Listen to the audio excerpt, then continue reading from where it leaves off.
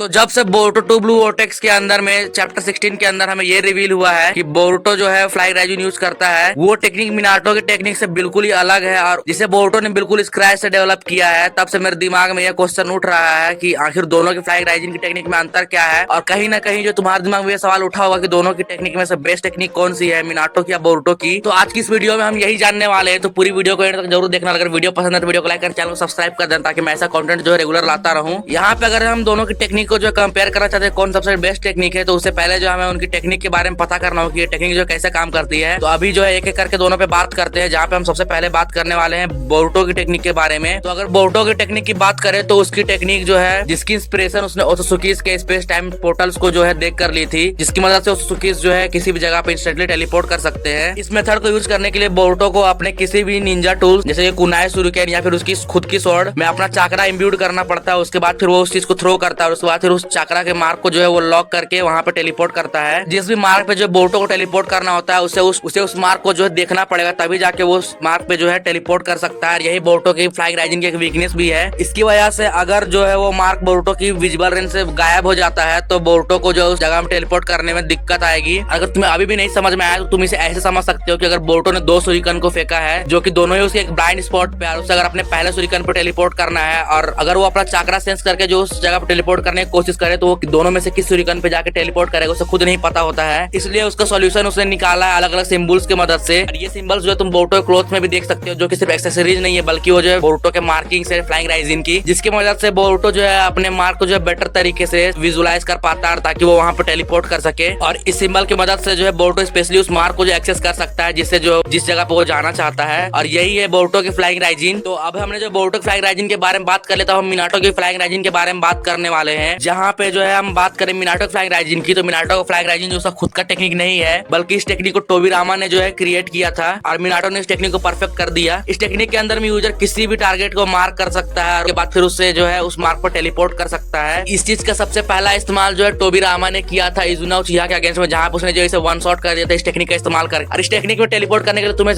किसी चीज को मार्क करना पड़ता है, इसके बाद फिर जो है तुम वहां पर टेलीपोर्ट कर सकते हो। और तुम जितने भी चीज अपने साथ कैरी करोगे उसका भी चक्रा जो उसे कैरी करना पड़ता है। इसके लिए जो किसी भी यूजर के पास बहुत ज्यादा एडवांस चक्रा रिजर्व होने चाहिए। और इस टेक्निक को मिनाटो ने इतना ज्यादा रिफाइन कर दिया था कि इसकी मदद से उसने जो एक 9 टेल बीस्ट के बॉम्ब को जो टेलीपोर्ट कर दिया था। और इसके अलावा उसने जो एक 9 टेल को पूरा कैरी किया हुआ था। और मिनाटो जो है इस टेक्निक को बहुत ही यूनिक वे में यूज करता था, जहाँ पे वो जो है एक स्पेशल कुना का यूज करता था जिसमें उसने जो अपने फ्लाइंग राइजिन के मार्क को पहले से ही लगाया होता है। और जब भी मिनाटो किसी भी जगह पर टेलीपोर्ट करना होता है उस कुनाई को फेंक देता है और उसके बाद उस जगह पर टेलीपोर्ट कर जाता है। और इसकी वजह से मिनाटो एक टाइम का जो सबसे फास्टेस्ट निंजा भी बन चुका था। तो अब जो है जब हमने दोनों की टेक्निक्स के बारे में जान लिया तो हम ये देखने वाले हैं कि दोनों की टेक्निक्स में सबसे बेटर कौन है। तो बोरुटो ने खुद यहाँ पे एडमिट किया था कि मिनाटो की जो फ्लाइंग राइजिन की टेक्निक है वो जो बहुत ज्यादा सुपीरियर है, क्योंकि बोरुटो ने जस्ट उसकी एक चीप कॉपी बनाई थी ताकि वो जो है टेलीपोर्ट कर सके किसी भी जगह पे। और मिनाटो की टेक्निक के अंदर में कोई भी लिमिट्स नहीं है कि तुम कितने ज्यादा टारगेट्स को मार्क कर सकते हो। अनलिमिटेड नंबर ऑफ टारगेट्स को मार्क कर सकता था और वो मार्क जो है मिनाटो की डेथ के बाद भी उस जगह पे रहेगा। लेकिन जो बोरुटो की टेक्निक की बात करें के अंदर में बोरुटो सिर्फ केवल लिमिटेड नंबर ऑफ टारगेट को ही मार्क कर सकता है, क्योंकि उसे जो उसके सिंबल्स को भी याद रखना पड़ेगा जैसा कि हमें यहाँ दिखाया गया है। इसी वजह से बोरुटो जो है सिर्फ लिमिटेड नंबर ऑफ टारगेट्स को मार्क कर सकता है। और मिनाटो की टेक्निक की बात करें तो मिनाटो किसी भी चीज को मार्क कर सकता है, चाहे वो कोई ऑब्जेक्ट हो या फिर कोई टूल्स या फिर कुछ भी, और वो किसी जगह को भी मार्क कर सकता है। लेकिन अगर हम बोरुटो की टेक्निक की बात करें तो बोरुटो केवल किसी ऐसी चीज को ही जो मार्क कर सकता है जिसके अंदर में जो बोरुटो का चक्रा होल्ड हो सकता है, जैसे कि किसी मेटल के टूल्स जिसके अंदर कोई भी चक्रा जो बहुत समय तक इम्ब्यूड रह सकता है। इसकी वजह से बोरुटो अपने निंजा टूल्स और अपने स्वॉर्ड्स को ही जो है मार्किंग पॉइंट की तरह यूज कर सकता है। और इस टेक्निक में जो है बोरुटो ज्यादा फास्ट भी नहीं, जितना ज्यादा मिनाटो है। और इसके बारे में जो बोरुटो ने खुद एडमिट किया था कि मिनाटो की टेक्निक के सामने बोरुटो की टेक्निक जो इंफीरियर है। तो अगर ऑल ओवर देखा जाए तो मिनाटो की टेक्निक जो है सबसे बेस्ट है यहाँ पे। तो तुम्हें क्या लगता है? अपने ओपिनियन तो मुझे कमेंट्स जरूर बताना कि बोरुटो या मिनाटो की टेक्निक में से कौन सी टेक्निक जो तुम्हें सबसे ज्यादा बढ़िया लगती है।